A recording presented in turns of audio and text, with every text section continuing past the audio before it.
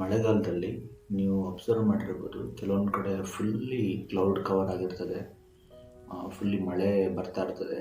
ಆ ಸಂದರ್ಭದಲ್ಲಿ ನಿಮ್ಗೆ ಗೊತ್ತಿರ್ಬೋದು, ಸನ್ಲೈಟ್ ಎಕ್ಸ್ಪೋಸ್ ಆಗೋದೇ ಇಲ್ಲ. ಇನ್ನು ಮುಂದೇನು ಸಮಸ್ಯೆ ಆಗುತ್ತೆ ಅಂದರೆ, ಕೆಲವರಿಗೆ ಹೊರಗಡೆ ಬರುವಂಥ ಚಾನ್ಸ್ ಇರ್ತದೆ. ಅವರು ಓಡಾಡಿಕೊಂಡು ಹೊರಗಡೆ ಬರ್ತಾರೆ. ಫುಲ್ಲಿ ಅವ್ರದ್ದು ಇಲ್ಲಿಂದ ಫುಲ್ಲಿ ಅವ್ರ ಸ್ವೆಟರ್ ಎಲ್ಲ ಕವರ್ ಮಾಡಿಕೊಂಡು ಎಲ್ಲ ಕವರ್ ಮಾಡಿಕೊಂಡು ಹೊರಗಡೆ ಹೋಗಿ ಒಳಗಡೆ ಸಿಡ್ಕೊಂಡ್ಬಿಡ್ತಾರೆ. ಈ ಸಂದರ್ಭದಲ್ಲಿ ಏನಂತಂದರೆ, ನೀವು ನೋಡಿರ್ಬೋದು, ಒಂದು ತಿಂಗಳು, ಒಂದೂವರೆ ತಿಂಗಳು ನಿಮ್ಮ ಮನೆಯಲ್ಲೇ ಕೂತ್ಕೊಂಡಾದಮೇಲೆ ಏನಾದರೂ ಕೈ ಎಲ್ಲ ನಿಮಗೆ ಸ್ಟ್ರೆಂತೇ ಸಿಗೋದಿಲ್ಲ.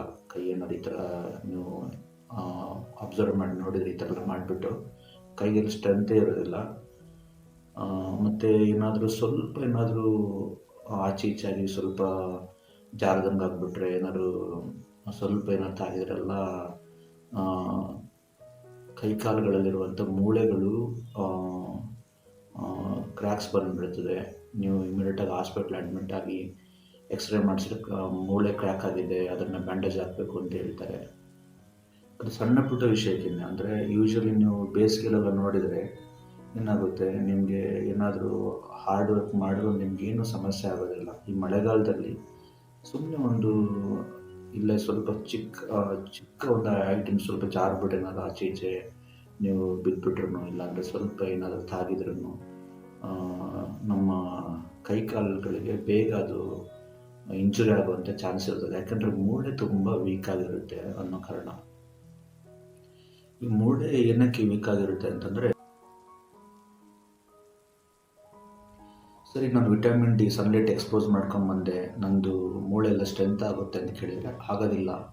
ಯಾಕೆಂತಂದರೆ ವಿಟಮಿನ್ ಡಿ ಅನ್ನೋದು ನಿಮ್ಮ ಮೂಳೆಗೆ ಬೇಕಾಗಿರುವಂಥ ಕ್ಯಾಲ್ಸಿಯಮ್ನ ಏನು ಸಪ್ಲೈ ಮಾಡಬೇಕು, ಅದನ್ನು ಸಪ್ಲೈ ಮಾಡುವಂಥ ಕೆಲಸ ಮಾಡುತ್ತೆ.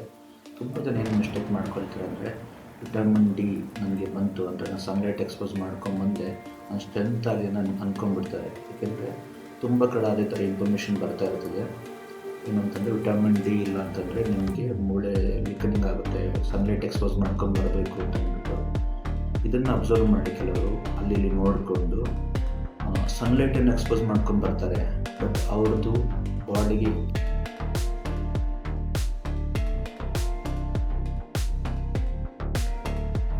ಹಲೋ ಫ್ರೆಂಡ್ಸ್, ನಾನು ನಿಮ್ಮ ಜಾನಕಿ ಮಾತಾಡ್ತಿರೋದು.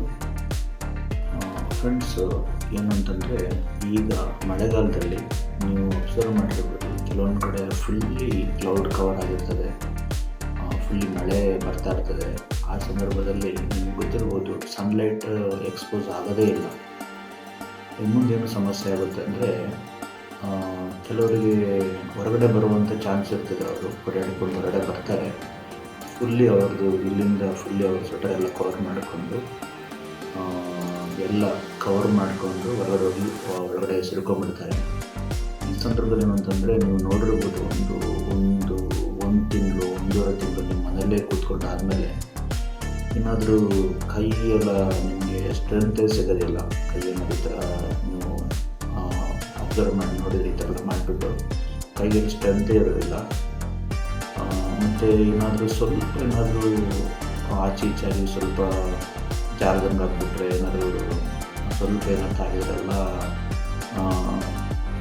ಕೈ ಕಾಲುಗಳಲ್ಲಿರುವಂಥ ಮೂಳೆಗಳು ಕ್ರ್ಯಾಕ್ಸ್ ಬಂದುಬಿಡ್ತದೆ. ನೀವು ಇಮಿಡಿಯೇಟಾಗಿ ಹಾಸ್ಪಿಟ್ಲ್ ಅಡ್ಮಿಟ್ ಆಗಿ ಎಕ್ಸ್ರೇ ಮಾಡಿಸಿದ್ರೆ ಮೂಳೆ ಕ್ರ್ಯಾಕ್ ಆಗಿದೆ, ಅದನ್ನು ಬ್ಯಾಂಡೇಜ್ ಹಾಕಬೇಕು ಅಂತ ಹೇಳ್ತಾರೆ. ಅದು ಸಣ್ಣ ಪುಟ್ಟ ವಿಷಯಕ್ಕಿಂತ, ಅಂದರೆ ಯೂಶ್ವಲಿ ನೀವು ಬೇಸಿಗೆಲೆಲ್ಲ ನೋಡಿದರೆ ಏನಾಗುತ್ತೆ, ನಿಮಗೆ ಏನಾದರೂ ಹಾರ್ಡ್ ವರ್ಕ್ ಮಾಡಿದ್ರು ನಿಮಗೇನು ಸಮಸ್ಯೆ ಆಗೋದಿಲ್ಲ. ಈ ಮಳೆಗಾಲದಲ್ಲಿ ಸುಮ್ಮನೆ ಇಲ್ಲೇ ಸ್ವಲ್ಪ ಚಿಕ್ಕ ಒಂದು ಐಟಮ್ ಸ್ವಲ್ಪ ಜಾರ್ಬಿಟ್ಟು ಏನಾದ್ರು ಆಚೆ ಈಚೆ ನೀವು ಬಿದ್ದುಬಿಟ್ರು, ಇಲ್ಲಾಂದರೆ ಸ್ವಲ್ಪ ಏನಾದರೂ ತಾಗಿದ್ರೂ ನಮ್ಮ ಕೈ ಕಾಲುಗಳಿಗೆ ಬೇಗ ಅದು ಇಂಜುರಿ ಆಗುವಂಥ ಚಾನ್ಸ್ ಇರ್ತದೆ. ಯಾಕಂದರೆ ಮೂಳೆ ತುಂಬ ವೀಕ್ ಆಗಿರುತ್ತೆ ಅನ್ನೋ ಕಾರಣ.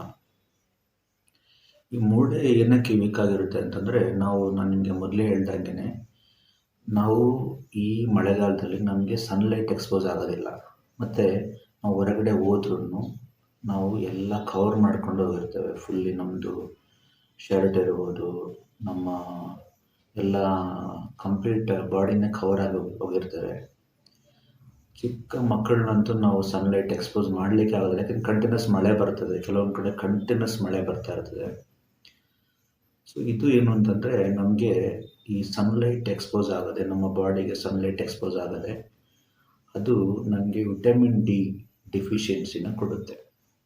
ಅದರಿಂದ ಆಗ್ಬಿಟ್ಟೆ ನಮ್ಮದು ಬಾಡಿಯಲ್ಲಿರುವಂಥ ಮೂಳೆಗಳು ಫುಲ್ಲಿ ವೀಕ್ ಆಗಿರ್ತದೆ. ಈ ವಿಟಮಿನ್ ಡಿ ಡಿಫಿಷಿಯನ್ಸಿನ ಯಾವ ಥರ ಅವಾಯ್ಡ್ ಮಾಡೋದು? ಯಾಕೆಂದರೆ ಫುಲ್ ಕ್ಲೌಡ್ ಕವರ್ ಆಗಿರ್ತದೆ, ನಿಮಗೆಲ್ಲೂ ಹೊರಗಡೆ ಹೋಗ್ಲಿಕ್ಕೆ ಆಗೋದಿಲ್ಲ, ಮಳೆ ಕಂಟಿನ್ಯೂಸ್ಲಿ ಬರ್ತಾ ಇರ್ತದೆ. ಯಾವ ಥರ ಅವಾಯ್ಡ್ ಮಾಡೋದು ಅಂತ ಕೇಳಿದರೆ, ನಿಮ್ಮ ಫುಡ್ಡಲ್ಲೂ ಕೂಡ ಅದು ನೀವು ಇಂಟೇಕ್ ಮಾಡ್ಕೋಬೋದು. ಅದು ಯಾವ ಥರ ಅಂತಂದರೆ, ನಿಮ್ಮ ವಿಟಮಿನ್ ಡಿ ರಿಚ್ ಇರುವಂಥ ಫುಡ್ಗಳನ್ನ ತಗೊಳ್ಳೋದು. ಫಾರ್ ಎಕ್ಸಾಂಪಲ್ ಆರೆಂಜ್ ಇರ್ಬೋದು, ಬನಾನಾಸ್, ಮತ್ತು ಎಗ್ ತಗೊಳ್ಳುವಂಥದ್ದು, ಮೊಟ್ಟೆ ಮತ್ತು ಮಿಲ್ಕ್ ಅಂಥದ್ದನ್ನೆಲ್ಲ ತಗೊಳ್ಳೋದು. ಆದ್ರೂ ನಿಮಗೆ ವಿಟಮಿನ್ ಡಿ ಡಿಫಿಷಿಯನ್ಸಿ ಬರುತ್ತೆ. ಯಾಕೆ ಅಂತಂದರೆ ಅದರಲ್ಲಿ ಅಷ್ಟು ಆ ಕ್ವಾಂಟಿಟಿಯಲ್ಲಿ ವಿಟಮಿನ್ ಡಿ ಇರೋದಿಲ್ಲ.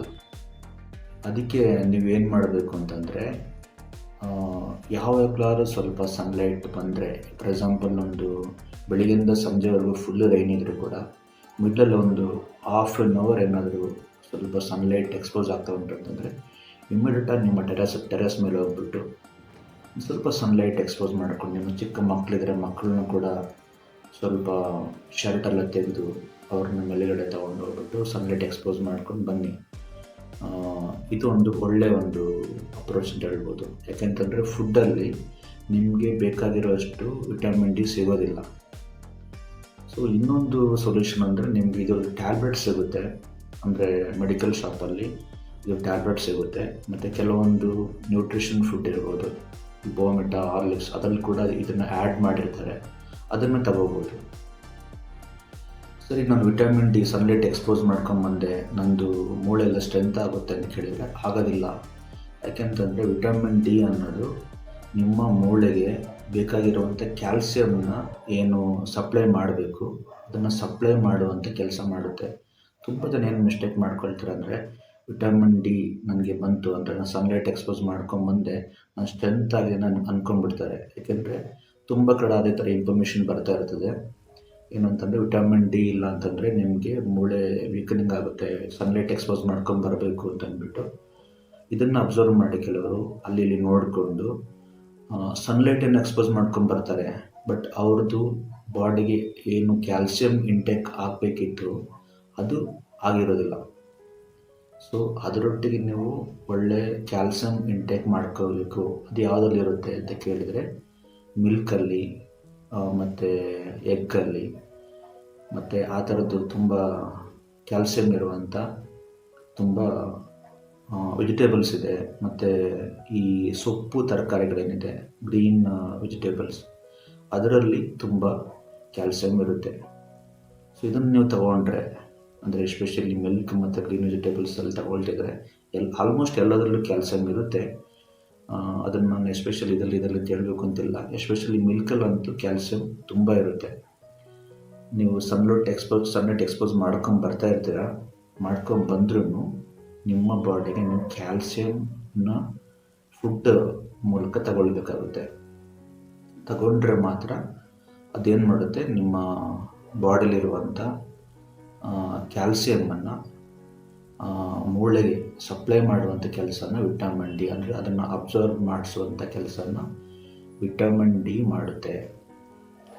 ಇದ್ರ ಬಗ್ಗೆ ನಾವು ಒಂದು ಮುಂಚೆನೇ, ಸುಮಾರು ಒಂದು 3 ವರ್ಷ ಮುಂಚೆನೇ ನನ್ನ ಅಸಿಸ್ಟೆನ್ಸ್ ಒಂದಿಗೆ ನಮ್ಮ ಆ್ಯಂಕರ್ ಒಬ್ಬರು, ನಮ್ಮ ಸೋದೆಗಳೊಬ್ಬರು ಇದರ ಬಗ್ಗೆ ಒಂದು ಡಾಕ್ಯುಮೆಂಟ್ರಿ ಮಾಡಿದರು. ಅದರಲ್ಲಿ ನಾವು ವಿಟಮಿನ್ ಡಿ ಇದು ನೆಸಸರಿ ಬಗ್ಗೆ ಹೇಳಿದ್ದೇವೆ. ಮತ್ತು ಅದರಲ್ಲಿ ನಾವು ಒಬ್ಬರು ಪರ್ಸನ್ ಫುಲ್ಲಿ ಅದನ್ನು ಒಂದು ಸನ್ಲೈಟ್ ಎಕ್ಸ್ಪೋಸ್ ಆಗುವಂಥ ಪಿಕ್ಚರ್ ಕೂಡ ಹಾಕಿದ್ದು. ಅದನ್ನು ಯಾಕೆ ಅಂತ ಕೇಳಿದರು.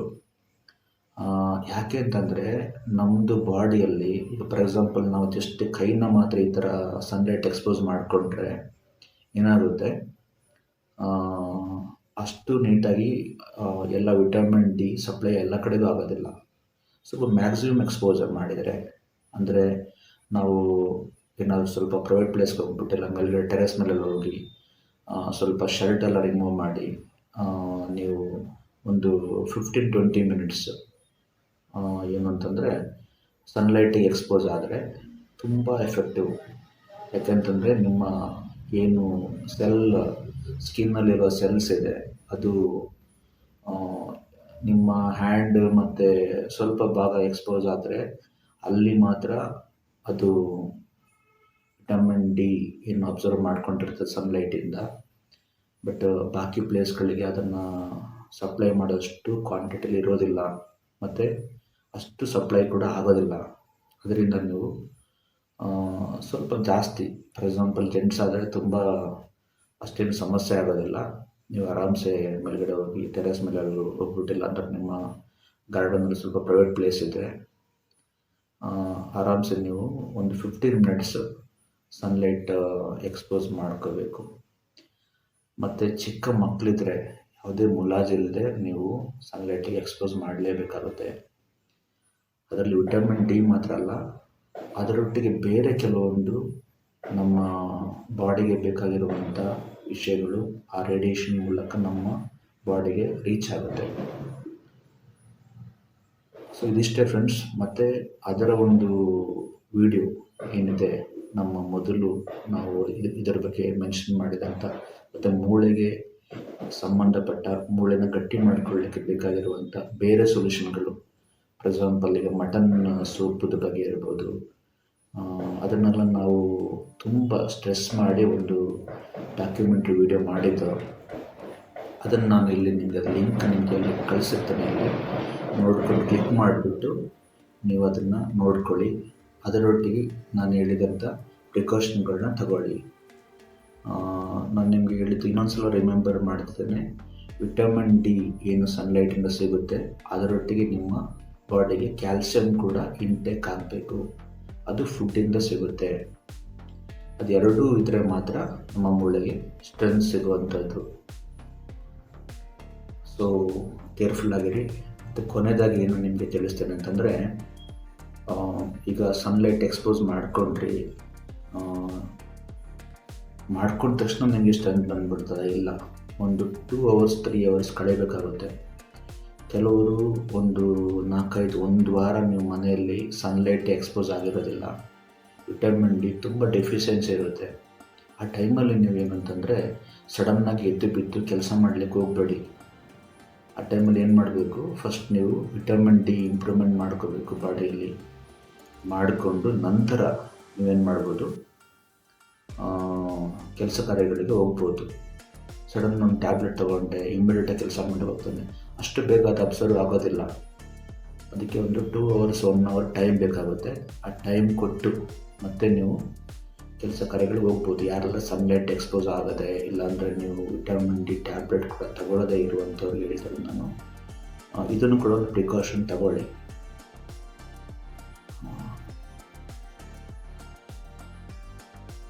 ಫ್ರೆಂಡ್ಸ್, ಇದೊಂದು ತುಂಬ ಇಂಪಾರ್ಟೆಂಟ್ ವಿಷಯಗಳು. ನಾವು ಕೆಲವೊಂದು ಕಡೆ ತುಂಬ ಜನರಿಗೆ ಈ ಥರ ಸಮಸ್ಯೆ ಆಗೋದು, ಏನಾದರೂ ಚಿಕ್ಕ ಪುಟ್ಟದಾಗಿ ಎಡವಿದ್ರು ಕೂಡ ಇಂಜುರಿ ಆಗೋದೆಲ್ಲ ನೋಡ್ತಾ ಇರ್ತೇವೆ. ಅದಕ್ಕೋಸ್ಕರ ನಾನು ಇದೊಂದು ವಿಡಿಯೋನ ಮತ್ತೆ ನಿಮಗೆ ನಾವು ತಿಳಿಸ್ತಾ ಇದ್ದೇವೆ. Thank you friends.